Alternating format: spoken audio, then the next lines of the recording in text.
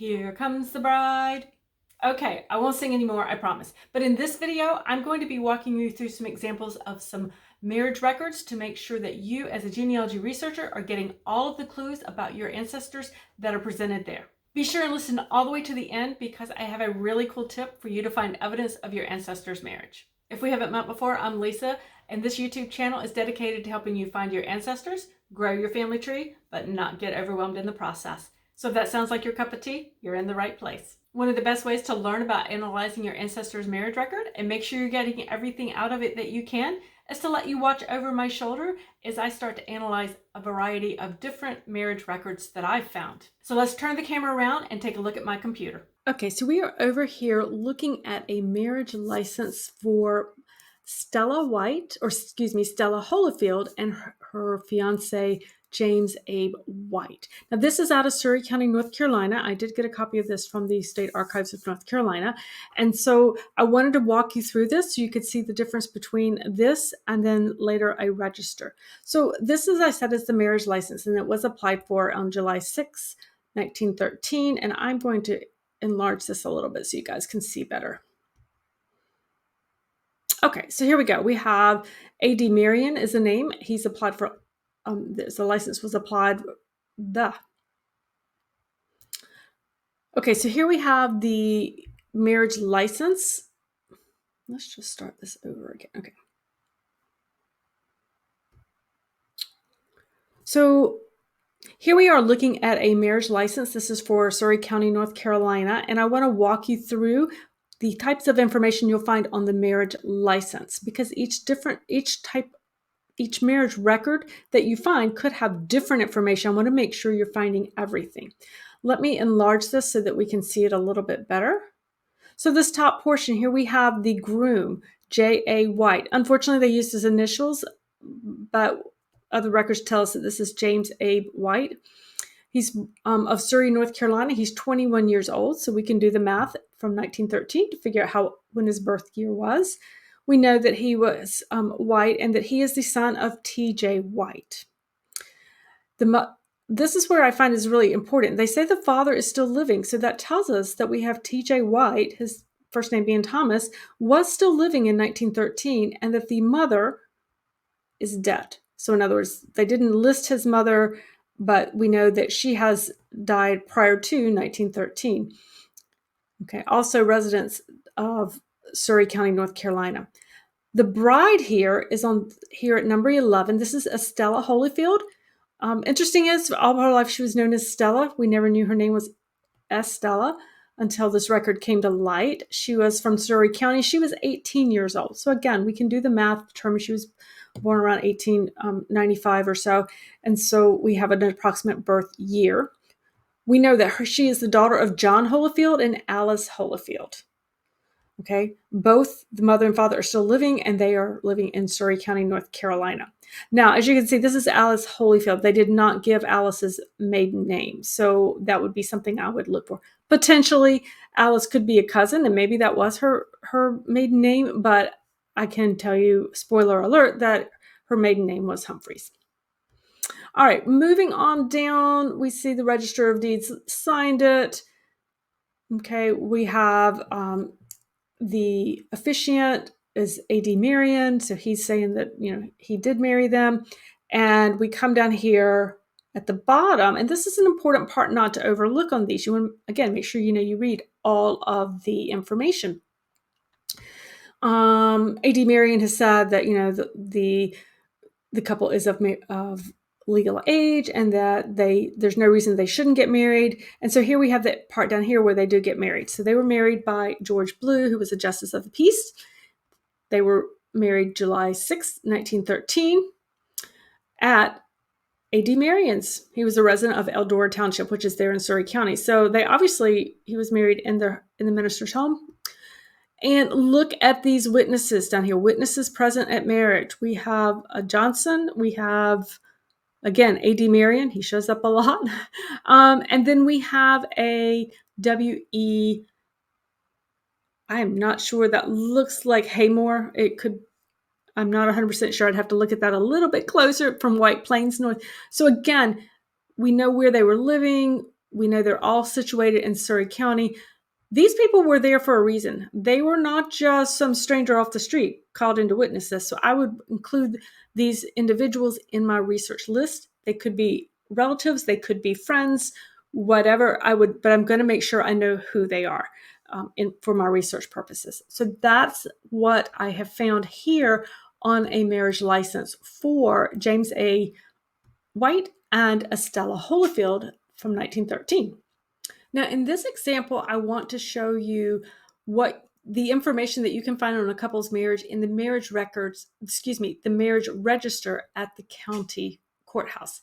So this is actually, again, out of Surrey County, North Carolina, and it is the book. It's a marriage register, and it has, the dates of marriages, the grooms, the brides, and all the pertinent information. So we're going to go line by line. We looked at the marriage certificate, the marriage license for James A. White and Estella Holyfield. And in this example, I want to show you their marriage register.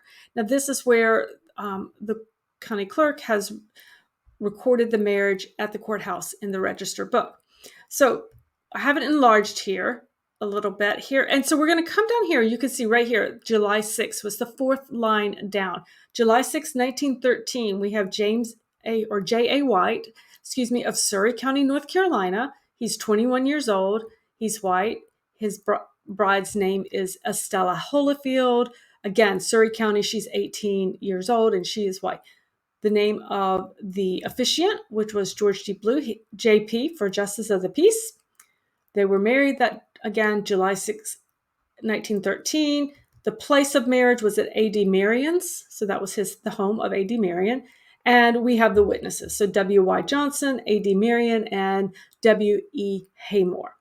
Now, if you'll notice, one of the first things you can kind of notice is that where the signatures of the witnesses was difficult to read actually on that original marriage license I showed you previously. Here we have them written in the clerk's handwriting, which was better. So we now know who those witnesses are definitively, and we can, at this point, add them to our research plan. Now, what do we notice is missing? So we get good information. And if you find this as a genealogy researcher, you're good. You have the marriage record. But if you notice, the parents' names are not listed at all on the marriage record, whereas on the marriage license, they were. So it would be helpful to you as a researcher if you find a marriage register to see if there's a copy of a marriage license somewhere. It might be online, it could be at the archives, but I would actually pursue and see, if possible, if there's another record for that, because that's, again, they give different information, and that could be very helpful. But don't get me wrong, either one standing alone is a valid record for you to use to prove a marriage occurred. Now, if you've made it this far in the video and you're enjoying learning about marriage records, I would love it if you could do me a favor, hit that like button and let me know that you enjoy getting all of the clues as well. Here's another example of a marriage register. It's an earlier one, so I wanted you to take a quick peek at this. This is, again, I'm over at my Ancestry.com page for Joanna Lyons, and let me scroll in. So this is from 1874, and this is a marriage register from Surrey County, North Carolina. So they do change over time, and this is the couple I'm interested in right here is Thomas J. White and Joanna Lyons. They were married on September 12th, and this is 1874. I know that's difficult to read, but I've confirmed it in other places. They do give the couple's parents on this one. So we have Joseph White, Temperance White, and the interesting thing is for the bride, Joanna Lyons, it says that her father is not known. So that's a really important clue, because Joanna Wilmoth is her mother. Now, Joanna is still living, so you would think that they would know who the father was to give that information. So I found that to be kind of an interesting clue in a brick wall that I'm working on. But what we can see is it does indicate perhaps something maybe a little bit unusual in the Joanna Lyons background. So it's important to make sure we are getting all the clues and not pulling just the date for the couple getting married. And again, it talks about where they got married. They're in Surrey County by the Justice of the Peace.